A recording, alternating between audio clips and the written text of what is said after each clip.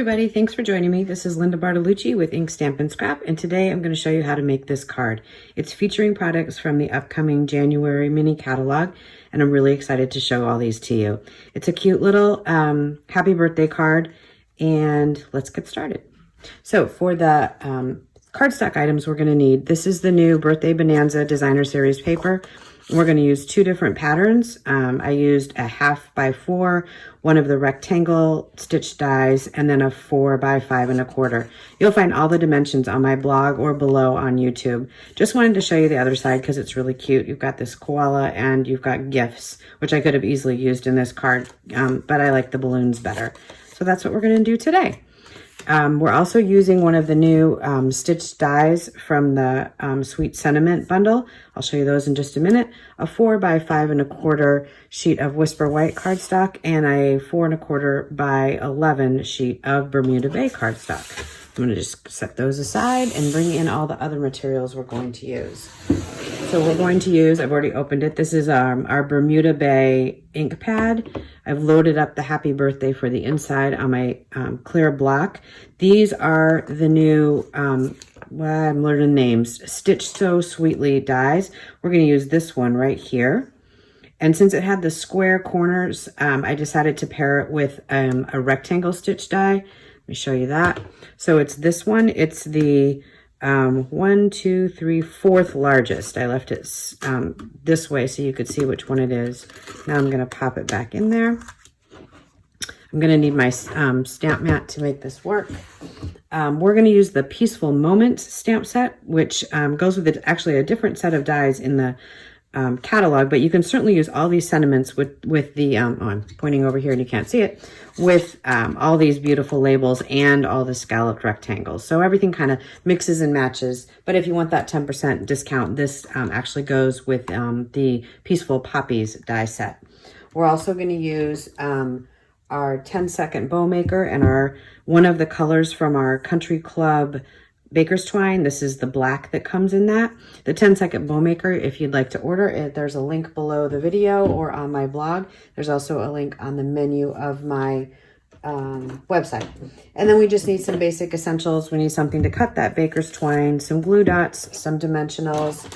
I grabbed my paper snips just in case I wasn't perfect at cutting the Designer Series paper for the inside, and snail to put it all together.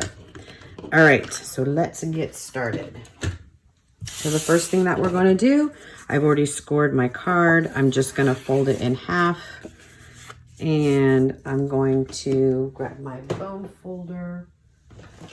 Oh, the one essential I forgot to grab. There we go. And I'm going to go just like that and set this aside because everything's going to build on that eventually.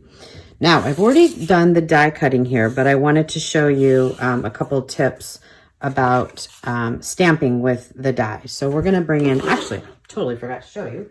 We're going to bring in our Stamparatus, and it looks like I have to stack it up just a little bit for you to be able to see what's going on here. So the stamp is already loaded right here, and I cut my two dies. I don't want to waste the frame, so I'm going to use this as my frame. Now I've already lined it up, but I'm going to show you how I did that. I took a piece, I actually just cut a piece of a clear envelope, and I put it over the frame that I'm going to use for stamping. And I'm going to put my magnet on there so when I stamp this down, the clear doesn't come back up with it. And then I'm going to take my Bermuda Bay ink pad, and this is what I did before I started the video when I made the first card to make sure that everything was lined up correctly. So I'm going to stamp it down on the piece of clear envelope.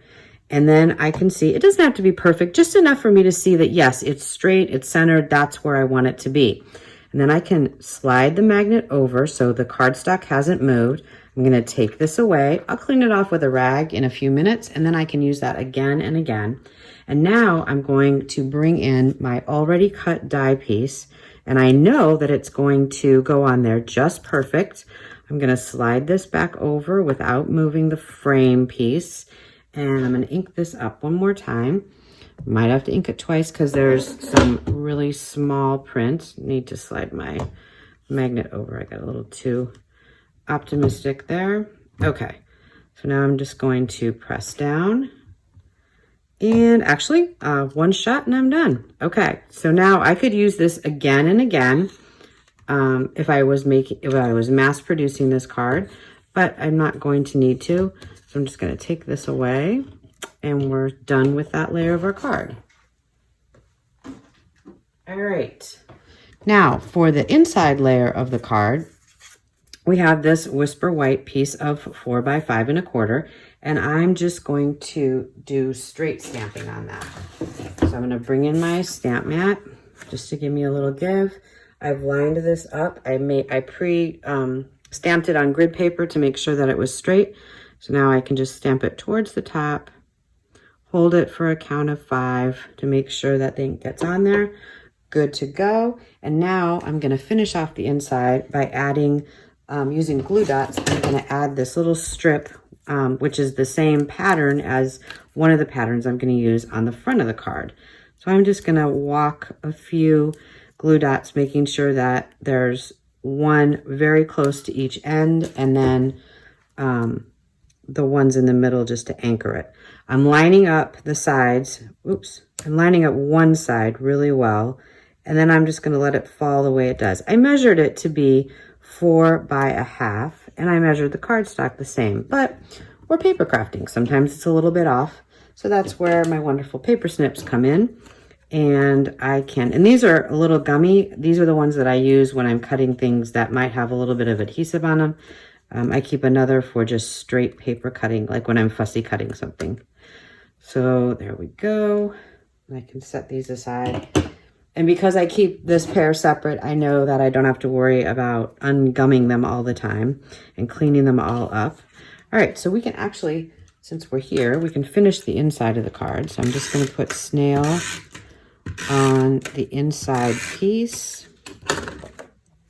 And I'll take my card base, add this in, and we're done with the inside of the card. There we go. Yay. All right.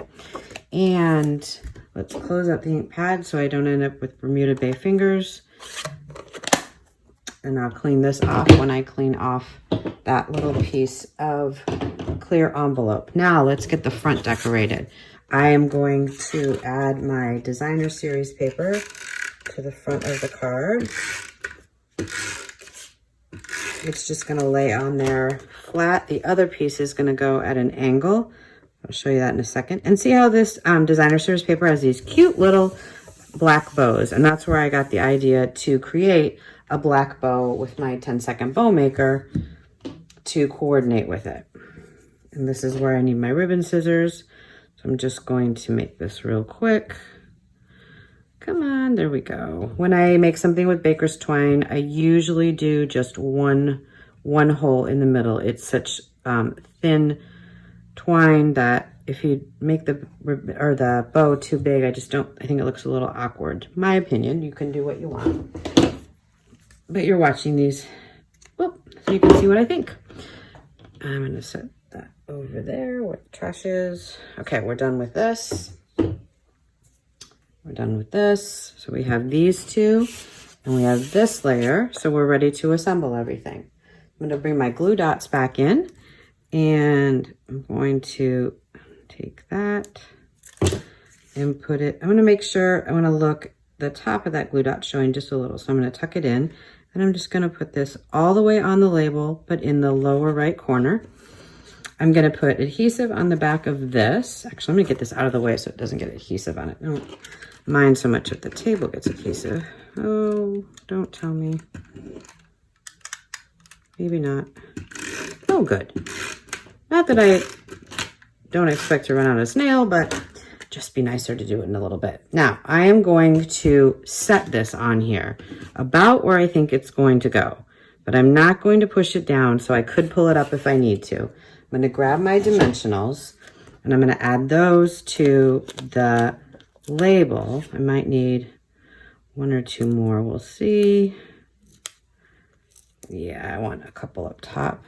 You want to make sure when you put your dimensionals on that you don't have a lot of gaps. I mean, obviously a little bit. You're not decorating the whole thing, but in order for it to be balanced, and especially when it goes through the mail so that it pops back up and it's nice and level when whoever you're sending this to takes it out of the envelope. Because remember, it's going to go through a scanner. It's going to get squished by the post office. So you want to make sure that you have enough on here that it's going to be able to pop back up. I think, I'm just looking for the light. Yeah, everybody's off. Okay, so what I want is I want this to be straight and that to be at an angle that looks okay. And I want my bow all the way on the card. So I'm going to go right there. And now I can push everything down. And there you have it.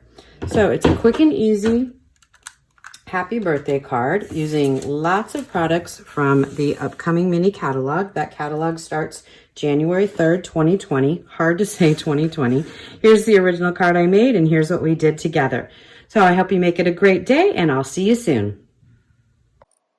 Please subscribe to my YouTube channel by clicking the link in the upper left corner. If you'd like to be notified when a new video is posted, be sure to click the bell as well.